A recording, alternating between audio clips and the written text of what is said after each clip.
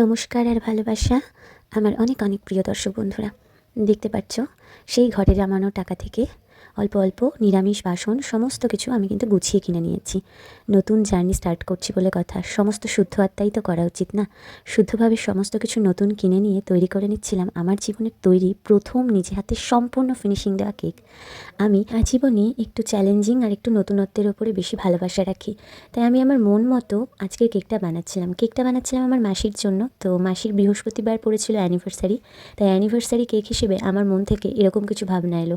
ফন্টেন দিয়ে জিনিসগুলো বানিয়ে নিয়ে কেকে সেট আপ করে দিলাম। তো তারপর দেখো না, তোমরাই বলো না কেমন হয়েছে আমার এই মায়া ভরা কেকটা। জীবন্ত মায়াই।